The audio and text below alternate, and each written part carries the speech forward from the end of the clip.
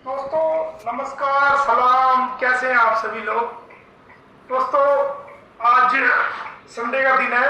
मुझे लग रहा है आज सभी लोग अपने अपने घरों में आराम कर रहे होंगे और मैं भी अपने घर के कामों में व्यस्त था। एक ही दिन मिलता है संडे का, वो भी बिजी होते हैं उसके अंदर भी।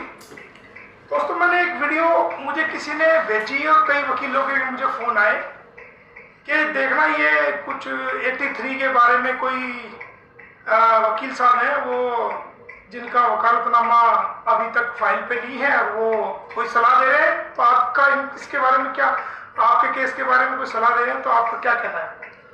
दोस्तों, मैं आपको बताना चाहता हूं कि हमारा जो भारतवर्ष है, हमारा जो देश है, हमारा देश संविधान से चलता है, कॉन्स्टिट्यूशन ऑफ इंडिया से चलता है। और हमारे देश के अंदर हर चीज को करने का एक तरीका, एक कानून कॉन्स्टिट्यूशन ऑफ इंडिया में बना दिया गया है।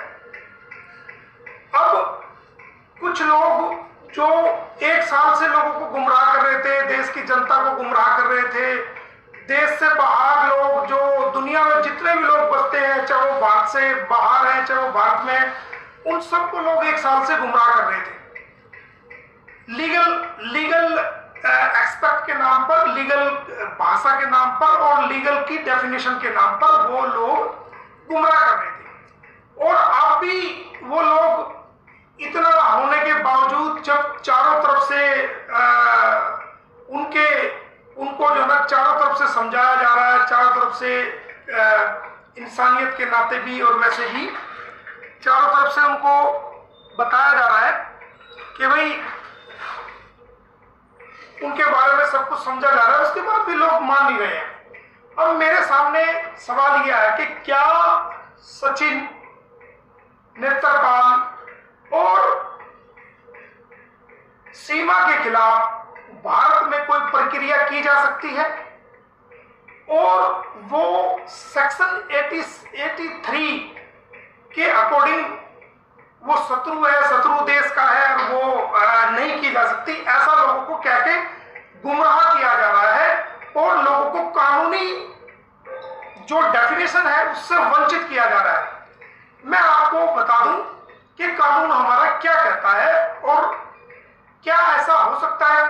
देखिए, हमारा भारत संविधान से चलता है और संविधान जो हमारा भारत है वो संविधान से चलता है। संविधान की का आर्टिकल, भारतीय कॉन्स्टिट्यूशन, भारतीय संविधान का आर्टिकल 21 क्या कहता है, ये मैं आपको पढ़ के बता देता हूं। आर्टिकल 21 कहता है, the protection of life and personal liberty, no person shall be deprived of his life or personal liberty of his life or personal liberty except according to procedure and established by law. The fundamental right is available to every person, citizen and foreign alike. मतलब article 21 भारतीय संविधान का ये कहता है कि भारत के लोगों की जिंदगी, उनकी आजादी और उनकी पर्सनल चीजों को प्रोटेक्ट करती है आर्टिकल 21, और उनको प्रोटेक्शन का राइट देता है। इसके अलावा जो फॉरेनर्स हैं, जो विदेशी लोग हैं, उनको भी आर्टिकल 21 में लाइफ एंड लिबर्टी का और पर्सनल चीजों के हक अधिकार का पूरा अधिकार आर्टिकल 21 में दिया हुआ है। जितने भी सुनने वाले लोग हैं, जितने भी श्रोता हैं, जितने भी देखने वाले लोग हैं या मुझे सुनने वाले लोग हैं, वो अपने गूगल पे आर्टिकल 21 को लिखें और उसको पढ़ सकते हैं कि क्या विदेशियों को भी ऐसा राइट है। हाँ, विदेशियों को भी अपने हक अधिकार का, लाइफ एंड लिबर्टी का, पर्सनल चीजों के प्रोटेक्ट करने का आर्टिकल 21 में राइट दिया हुआ है। अब बात आती है कि भाई क्या कहती है कि भाई सचिन के खिलाफ, नेत्रपाल के खिलाफ और सीमा के खिलाफ सीपीसी में कोई मुकदमा नहीं बनता और ये नहीं चलेगा। अरे भाई, आप वकील हो, इतने इतने बड़े ज्ञाता हो, इतना आपका मीडिया में या आपने सुर्खियां बटोरी है, आपको ये तो पता होना चाहिए, आपको भी पता होना चाहिए, और मैं देश की जनता को भी बताना चाहता हूं, और जो हमारे देश की बाहर से लोग जो देख रहे हैं, जो सुन रहे हैं, उनको भी बताना चाहता हूं कि दो तरह का कानूनी प्रक्रियाएं होती है। दो तरह की कानूनी प्रक्रियाएं होती है। एक क्रिमिनल प्रक्रिया, क्रिमिनल लीगल स्टेप, कि हमने अगर कोई क्राइम करता है, कोई जुल्म करता है, तो उसमें हमने क्या करना है। एक होता है सिविल राइट्स, कि अगर किसी इंसान का कोई सिविल राइट्स मारा जाता है तो उसमें क्या प्रोविजन है, तो उनको किया कैसे जाएगा। तो जो हमारे सिविल राइट्स हैं वो हमारे सीपीसी में लाई करते हैं, और जो क्रिमिनल एक्टिविटी का मामला है वो सीआरपीसी में लाई करते हैं। अब हमारे काबिल दोस्त वकील साहब को इतना भी नहीं मालूम कि 156(3) वो सीपीसी में नहीं आती। 156(3) एक सीआरपीसी की सेक्शन है, 156 सेक्शन, उसकी सबसेक्शन 3, जिसके अंदर मजिस्ट्रेट को यह राइट दिया गया सीआरपीसी के अंदर कि अगर कोई क्रिमिनल एक्टिविटी होती है और उस क्रिमिनल एक्टिविटी की कंप्लेंट कंसर्न्ड पुलिस अधिकारी को दी जाती है, और कंसर्न्ड पुलिस अधिकारी उस कंप्लेंट पर किसी प्रकार की कोई एफआईआर दर्ज नहीं करता है, कोई उस पे कानूनी स्टेप नहीं लेता है, तो ये हर उस शिकायतकर्ता को राइट है, चाहे वो विदेशी है, चाहे वो देश का है, चाहे वो कहीं का भी व्यक्ति है, उसको राइट है क्रिमिनल सीआरपीसी के अंदर 156(3) में कि वो इलाका मजिस्ट्रेट को, और जाकर के, या इलाका मजिस्ट्रेट नहीं है तो उसकी जगह जो ड्यूटी मजिस्ट्रेट है उसको जाकर के 156(3) में वो कंप्लेंट फाइल कर सकता है कि जनाब मेरे साथ ये दुर्घटना हुई है, मेरे साथ ये जुर्म हुआ है, और ये इन धाराओं के तहत, इन दफाओं के तहत, इन सेक्शंस के तहत ये अपराध हुआ है, और मैं विक्टिम हूं, और मैं शिकायत करता हूं, मैंने थाने को फला तारीख को दरखास्त दी थी, जिसके सबूत वो लगाएगा, लेकिन मेरी कोई भी सुनवाई पुलिस अधिकारियों ने आज तक नहीं की है। तो जो इलाका मजिस्ट्रेट होता है वो उस कंप्लेंट को देखता है और उस पे लगाएगी सेक्शंस को देखता है, और जो उसमें लिखा गया है कंप्लेंट के अंदर उनको देखता है, और उनको देखने के बाद मजिस्ट्रेट को 156(3) में यह पावर है कि वो किसी भी उस थाने को जहां कंप्लेंट दी गई है, जो उसके क्षेत्राधिकार में उन मजिस्ट्रेट साहब की ज्यूरिडिक्शन में आता है, उनको आदेश देकर एफआईआर दर्ज करा सकता है। और कोई भी इन्वेस्टिगेशन है वो बिना एफआईआर के बिना एफआईआर किए इन्वेस्टिगेशन नहीं होती। एफआईआर होने के बाद केस की इन्वेस्टिगेशन होती है, और जिनके खिलाफ एफआईआर होती है वो लोग उसमें अरेस्ट होते हैं। ये है सीआरपीसी। अब जनाब कह रहे हैं कि जी वो तो उनको राइट ही नहीं है 83 सीपीसी में। अरे भाई ये 83 सीपीसी में लाई नहीं होता। ये आप वकील साहब हो, आपको इस बात का पता होना चाहिए। हमारे देश का छोटा छोटा बच्चा जो कानून पढ़ता है, जो पहली एबीसीडी पढ़ता है, लॉ कॉलेज में जाता है, उसको भी इस बात का पता है कि 156(3) सीआरपीसी में कवर होता है क्रिमिनल एक्टिविटी, और मजिस्ट्रेट को आदेश देने का जो राइट दिया गया, ये सीपीसी में नहीं होता। ये तो मैं आपको क्लियर कर दूं। अब एक बात का और ये भ्रम फैलाया गया, ये अफवाह फैलाई गई कि भाई जेवर कोर्ट ने गुलाम हैदर की पिटीशन को डिसमिस कर दिया। जेवर कोर्ट ने गुलाम हैदर की किसी भी एप्लीकेशन को, मेरे पास सर्टिफाइड कॉपी है, वो मैं आपको दिखा दूंगा, कोई प्रॉब्लम नहीं है, और कोई भी इंसान उसको देख सकता है, और मैं सार्वजनिक मीडिया पे भी उसको दिखा दूंगा कि जेवर कोर्ट ने गुलाम हैदर की किसी भी सिविल केस को, जो हमने सेक्शन 34 स्पेसिफिक रिलीफ एक्ट के तहत 1963 के तहत जो हमने डाला था, वो डिसमिस नहीं हुआ है, बल्कि मजिस्ट्रेट साहब ने सिर्फ इतना कहा है कि इस पिटीशन के अंदर आपने मैरिज को चैलेंज किया है, और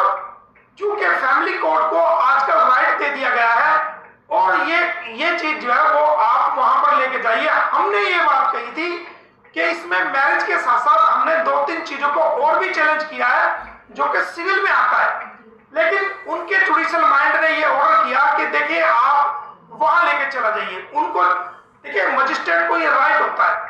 हमने वो ऑर्डर की सर्टिफाइड कॉपी ले ली है, उसके अंदर हमारी कोई भी एप्लीकेशन को, हमारे कोई किसी भी केस को डिसमिस नहीं किया गया है, बल्कि कोर्ट ने ये कहा है कि मेरे अधिकार क्षेत्र से ये बाहर है, लिहाजा आपके केस को मैं सुनने में असमर्थ हूं और ये मैं आपका केस आपको वापस कर रहा हूं। आप इसको यहां की बजाय वो जाकर के सीनियर कोर्ट में लगा दीजिए, क्योंकि वहां पर जो जज साहब है वो जज साहब इलाका मजिस्ट्रेट जूनियर डिवीजन है और ये एडिशनल सेशन जज लेवल का मामला उन्होंने अपने जुडिशियल विवेक से पाया है। लेकिन मेरे जो जुडिशियल माइंड था वो उनको सुनने का राइट था, लेकिन हमें तो हक अधिकार के लिए लड़ाई लड़नी है, तो हम सेशन कोर्ट में भी इसको फाइल करेंगे। इसके लिए हमें किसी प्रकार का कोई ऐतराज नहीं है। और वो जो हमने केस को, ओरिजिनल केस की फाइल जो हमने दी थी, वो ओरिजिनल केस की फाइल हमें लौटा दी गई है, जो कि हमने वो ओरिजिनल केस की फाइल को ले गया है। अब ये मैं आपको बताना चाहता हूं कि कहते हैं कि भाई आपने देखा होगा दोस्तों कि बहुत सारे विदेशी लोग हमारे भारत में आते हैं। कोई तो ड्रग्स के केस में पकड़ा जाता है, कोई फेक करेंसी के केस में पकड़ा जाता है। कितने नाइजीरियन हमारे जेलों के अंदर पड़े हुए हैं और कितने इलीगल ट्रेसपासर्स हमारे जेलों में हैं जो पकड़े गए, उनके खिलाफ फॉरेन एक्ट का मामला दर्ज हुआ है। और बहुत सारे मैटर्स ऐसे हैं जो फॉरेनर्स के खिलाफ एफआईआर दर्ज हुई है और उनके खिलाफ एफआईआर दर्ज होने के बाद उनको अरेस्ट किया गया है। और आईपीसी की सेक्शन 4 में ये जो प्रोविजन दिया गया है कि अगर कोई ऐसा मामला आता है तो उसको अरेस्ट किया जाएगा और ट्रायल भी चलेगा 1860। तो कितने विदेशी ऐसे जिन पे केस चल रहे हैं, आप भी जानते होंगे, देश की जनता भी जानती है, उन्होंने अदालतों में भी देखा हुआ कितने विदेशी ऐसी हैं जो उनके ऊपर केस चल रहा है। तो जो गुलाम हैदर है, गुलाम हैदर का जो मामला आता है वो फैमिली डिस्प्यूट में आता है और गुलाम हैदर ने बाकायदा इसकी एफआईआर पाकिस्तान में दर्ज करा रखी है। तो ये तो कोज ऑफ एक्शन पाकिस्तान से शुरू हो गया है और पावर ऑफ अटॉर्नी उन्होंने मुझे दी गई है, तो मुझे राइट है, मेरे अलावा हर उस समाज के, भारत के उस व्यक्ति को राइट है, अगर वो सीमा हैदर के को किसी प्रकार भारतीय कानून की अवहेलना करते हुए सोशल मीडिया के माध्यम से या अपनी आंखों से देखता है, महसूस करता है, तो भारत के हर उस बालिग व्यक्ति को जो कि दिमाग से पैदल नहीं है, दिमाग से बिल्कुल ठीक है, अनसाउंड माइंड नहीं है और वो पूरी तरीके से परिपक्व है, वो कोई भी व्यक्ति सीमा के खिलाफ लीगल एक्शन ले सकता है या सीमा के अलावा किसी भी विदेशी व्यक्ति के खिलाफ वो लीगल एक्शन ले सकता है। और मैं तो एडवोकेट हूं, मुझे तो उन्होंने राइट दिया हुआ है, मुझे बिना राइट दिए भी अगर सीमा भारतीय कानून की कोई अवहेलना करती है तो मुझे उसके खिलाफ कानूनी कार्रवाई करने का पूरा एक भारतीय होने के नाते, एक देश का नागरिक होने के नाते मुझे पूरा अधिकार है। अब सवाल आता है कि इनके खिलाफ कार्रवाई नहीं हो सकती। ये सीमा हैदर तो खुद के खिलाफ एक एफआईआर दर्ज हुई है रघुपुरा थाने के अंदर, जो कि जांच चल रही है। और मैंने उत्तर प्रदेश सरकार को, कमिश्नर ऑफ पुलिस को लिखा है कि आप जल्द से जल्द जांच को पूरा करिए ताकि जल्दी से जल्दी इस सीमा के खिलाफ चार्जशीट होने के बाद चार्ज लगवाया जा सके और इसको गवाहियां दिला करके फटाफट इसको जेल की सजा कराई जा सके। वो मैंने लेटर दिया, आप सबने वो देखा होगा। उसके अलावा अब ये कहते हैं जो इनकी मैरिज हुई है और जो ये फर्जी मैरिज ये कहते हैं जो इन्होंने सेल्फ डिक्लेयर की है मीडिया के अंदर, सोशल मीडिया के अंदर, प्रिंट मीडिया के अंदर, हमने उसको चैलेंज किया है और बहुत जल्दी इस मामले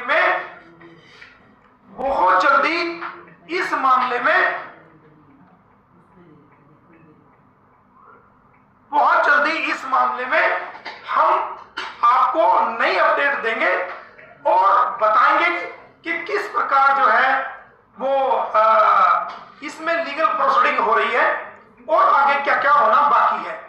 और रहा सवाल बच्चों का, तो बच्चों के भी ज्यादातर रास्ता साफ होता जा रहा है और जैसे जैसे हमारी कानूनी प्रक्रिया पूरी हो जाएगी तो हम इस मामले में भी लीगल स्टेप लेंगे। तो मेरी देशवासियों से अपील है, किसी के पहले बहुत आप गुमराह हो चुके हैं कानूनी प्रक्रिया के नाम पर, कानूनी लीगल जो डेफिनेशंस है, जो कानून की परिभाषा है, उसके नाम पर आप काफी गुमराह हो चुके हैं। अब आपको गुमराह होने की जरूरत नहीं है। और मैं खुद ही एक सवाल आपसे करता हूं कि अगर सीमा, नेत्रपाल और सचिन के खिलाफ कोई कार्रवाई ना बनती तो ऑनरेबल कोर्ट आर्गुमेंट सुनने के बाद एसएचओ चेवर को नोटिस जारी क्यों करता? कानून में प्रोविजन है तभी तो किया है और हमने सीआरपीसी के अंदर जो है ना ये चीज कही है। अब बात आती है, कुछ बात सामने आई है, कहा जा रहा है कि जनाब कि भाई हरासमेंट किया जा रहा है।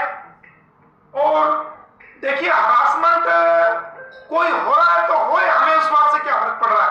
हरासमेंट तो सबसे बड़ी हरासमेंट एक उस पिता की है जिस पिता ने 18 लाख रुपए का एक मकान 2 साल पहले सीमा हैदर को लेके दिया जिसमें वो रह रही थी। उसी 18 लाख के मकान को 2 साल होने के बाद आनंद फानन में 12 लाख रुपए का बेच के वो यहां पर इलीगल तरीके से भारत में एंट्री कर गई, 12 लाख रुपए का बेच के। और वो जो गया था सऊदी अरब के अंदर, वो अपने बच्चों के अच्छे भविष्य के लिए, अच्छा उनको कमाई हो ताकि वो अच्छी एजुकेशन ले सके, अच्छा लालन पोषण उनका हो सके। और सीमा ने उनको खुद भेजा था, जैसा कि गुलाम हैदर ने बताया। तो वहां से वो लगातार पैसे उनको भेज रहा था, जो कि सीमा हैदर उनसे वो पैसे ले रही थी। वो पैसे भी ले रही थी, साथ साथ जो है वो मकान को भी 12 लाख का बेच के आ गई। तो एक ऐसा पिता, एक ऐसा मजबूर इंसान, हम इस बात पे नहीं जानना चाहते कि वो पाकिस्तान का है, कहां का है। वो चाहे अफगानिस्तान का होता, या वो नेपाल का होता, या ऑस्ट्रेलिया का होता, वो इंसान कहीं का भी होता, एक पिता है, एक मजबूर पिता है। और वो ऐसा पिता है जिसने भारतीयों को हाथ जोड़ करके पुकारा है। हम भारतीयों को पुकारा है, हमारे भारत की माओ को पुकारा है, हमारे भारत की बहनों को पुकारा है, हमारे भारत की बेटियों को पुकारा है, हमारे भारत की माओ को पुकार करके ये रोज वो वीडियो में कहता है कि मैं रिक्वेस्ट करता हूं भारत की माओ से, भारत की बेटियों से, भारत की बहनों से कि वो मुझे इंसाफ दिलाए। और वो भारत के लोगों से बार बार हाथ जोड़ के रिक्वेस्ट करता है। तो जो इंसान भारतीय लोगों से हाथ जोड़ के रिक्वेस्ट करेगा, तो हर भारतीय, चाहे वो गरीब है, चाहे वो अमीर है, चाहे वो पढ़ा लिखा है, चाहे वो वकील है, चाहे आम इंसान है, वो हर इंसान उस मजबूर बाप की, उस मजबूर पिता की जरूर मदद करेगा। तो मेरा कहने का तात्पर्य यह है कि हरासमेंट किसका हुआ? हरासमेंट तो उस बाप का हो रहा है ना, जिसके बच्चे आपने जो है उससे जुदा कर दिए, जिसका घर आपने बेच दिया, जिसकी पूरी हंसती खेलती फैमिली को आपने बिगाड़ दिया। तो हरासमेंट तो वो हो रहा है। आप कहां के हरासमेंट हो रहे हैं? आप तो डेली वीडियो बना बना के रोज नाचते हैं, रोज उस पर डांस करते हैं, रोज जो है ना उस डांस करने से रोज आपको बड़ी मोटी मोटी कमाई हो रही है। तो आप हरास कहां हो रहे हैं? रोज आप हंस रहे हैं, रोज आप जो है ना डांस कर रहे हैं। तो इसमें हरासमेंट तो कहीं नहीं दिखी। कानूनी कार्रवाई तो आपके खिलाफ होगी, चाहे आप हरासमेंट हो, चाहे आप जो मर्जी हो। फिर कहते हैं जी थ्रेट्स दी जा रही है। अरे भाई, थ्रेट्स अगर देनी होती, किसने थ्रेट्स दी है? थ्रेट्स कौन देगा? एक वकील का काम है कानूनी कार्रवाई करना, और वो हम कर रहे हैं। किसी भी भारतीय ने आज तक सीमा हैदर को और सचिन को और नेत्रपाल को कोई थ्रेट्स किसी प्रकार की नहीं दी है। और ये तो वो वाला काम है कि खिसियानी बिल्ली खंबा नोचे, जब कुछ ना मिला तो थ्रेट्स दे रहे हैं जी। हरासमेंट के काम आपने क्यों किए जो आप हरासमेंट हो रहे हो? उसके अलावा कहते हैं जी उनकी जान को खतरा है। तो सीमा, नेत्रपाल और सचिन की जान को खतरा है, तो वो आपसे ही खतरा है, ना हमसे खतरा है, ना गुलाम हैदर से खतरा है, और ना भारत के किसी भी व्यक्ति से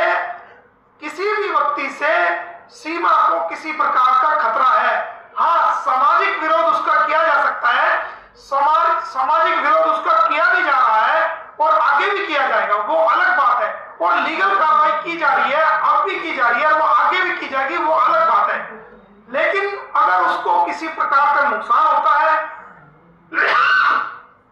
किसी प्रकार का और कोई नुकसान होता है जानी माली, तो वो आप ही उसके जिम्मेदार होंगे, क्योंकि आप ही वहां जाते हैं, आपको पता है कहां घर है, उसके लूज कॉल्स आपको पता है, उसकी फोन कॉल्स आपको पता है, उसकी सारी चीजें जो आपको पता है वो देश के किसी नागरिक को नहीं पता, हमारे देश की एजेंसियों को भी नहीं पता कि आपके बीच में और सीमा के बीच में क्या वार्तालाप होता है। तो उसके जिम्मेदार आप होंगे। अब कहते हैं जी बच्चों को जान का खतरा है। एक बाप जो जिसके बच्चे उससे दूर कर दिए गए, वो उनको देखने के लिए भी मजबूर है, उनसे बात करने के लिए भी मजबूर है, वो उनको सुनने के लिए भी मजबूर है।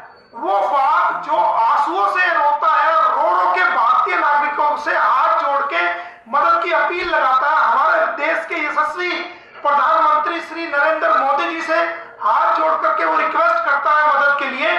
उत्तर प्रदेश के चीफ मिनिस्टर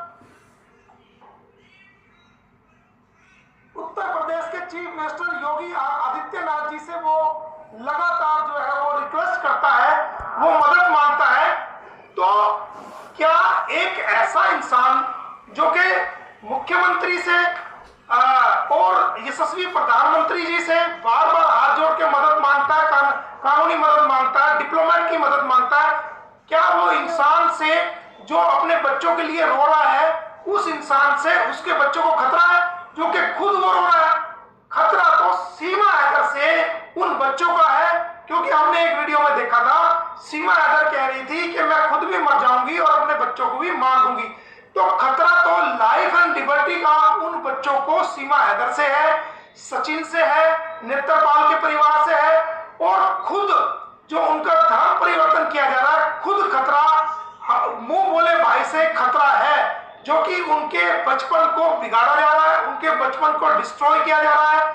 और उनको तो पता ही नहीं क्या हिंदू, क्या मुसलमान, क्या सिख, क्या ईसाई, क्या धर्म, क्या इस्लाम धर्म, क्या हिंदू धर्म, क्या सिख धर्म, क्या मजहब। उनको आप जो है उसके धर्म चेंज कर रहे हो, आप धर्म परिवर्तन कर रहे हो, तो ये जुल्म तो आप कर रहे हो।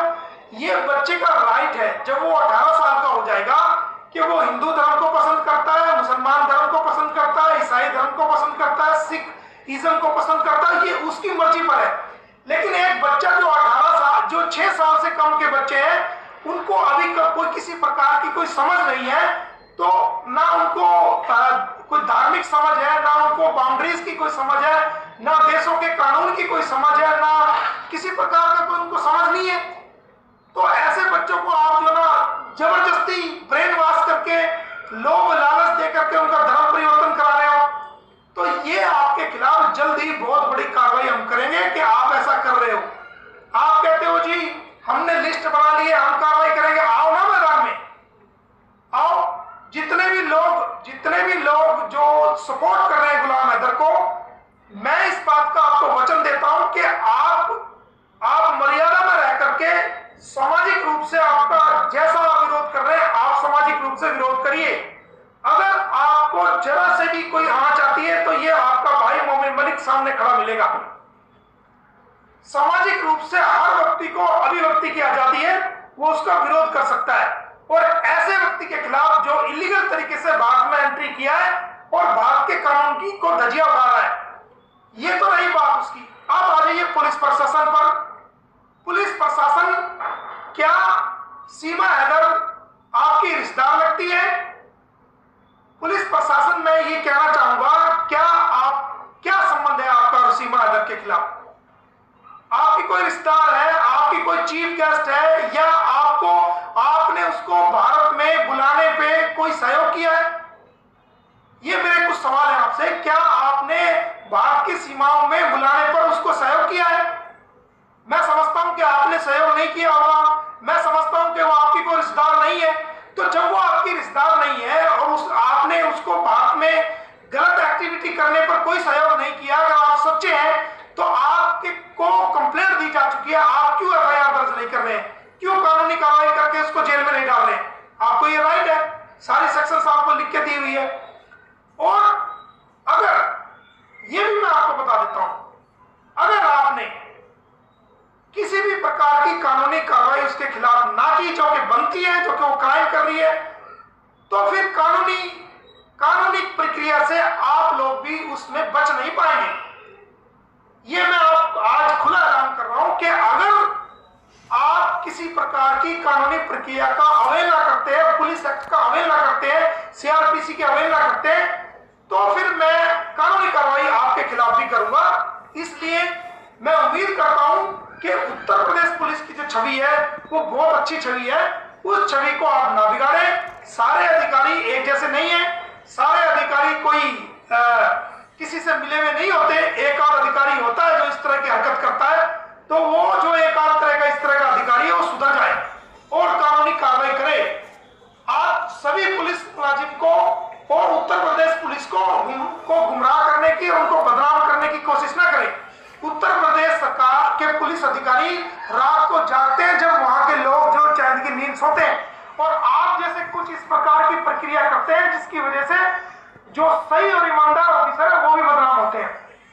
तो दोस्तों, आपके सामने डिटेल से मैंने बात रख दी है और आपको मैं बता रहा हूं कि जो 83 सेक्शन है वो सीपीसी की है, वो सिविल राइट्स है, और जो हमने ये कंप्लेंट फाइल की है वो 156(3) सीआरपीसी का है। और सीपीसी में भी हमें राइट है, हर विदेशी को राइट है कि वो अपना सिविल राइट्स को अवेल कर सकता है। ये आर्टिकल 21 हमें राइट्स देता है, न केवल भारतीयों को बल्कि विदेशी लोगों को भी राइट्स देता है। आप आर्टिकल 21 को गूगल करके खुद चेक कर लेना। और ये फैमिली डिस्प्यूट जो है, फैमिली डिस्प्यूट की जो फॉर्म्स में भी डिग्री होती है वो भी भारत में मान्य है, और ये कानून है, सुप्रीम कोर्ट का भी है और ऑनरेबल हाई कोर्ट का भी है, ऑनरेबल सुप्रीम कोर्ट का भी है। और ऑनरेबल सुप्रीम कोर्ट का, ऑनरेबल हाई कोर्ट का ये भी कानून है कि जो नोटरी अटेस्टेशन राइट्स विदेश में अटेस्ट होके आएगा, भारतीय के नाम आएगा, तो वो भारत में एडमिसिबल है, वो भारत में मान्यता है। उसके बिहाफ पे हमें पूरा राइट है। और हमने पिटीशन के अंदर लिखा है कि जब गवाही होगी तो गुलाम हैदर को आएगा और अपनी गवाही को इस केस में लीड करेगा। वो हमने अंडरटेकिंग दी है, उसके अंदर शपथ पत्र भी लगा है। तो वो सारी प्रक्रियाएं होंगी, आपको बिल्कुल भी चिंता करने की जरूरत नहीं है। ये लड़ाई हम एक पाकिस्तानी की नहीं लड़ रहे हैं, ये लड़ाई एक ऐसे मजबूर पिता की लड़ रहे हैं जिसने हम भारतीय लोगों को हाथ जोड़ के पुकारा है, और जिसने मदद के लिए आज तक भारतीयों को पुकारा है, भारतीयों ने अपना तन मन धन से उस व्यक्ति की मदद की है जिसने भारतीय लोगों को पुकारा है। और ये भारत हमेशा उसके साथ खड़ा हुआ है जिसने भारतीयों को हाथ जोड़ करके नम्र निवेदन किया है।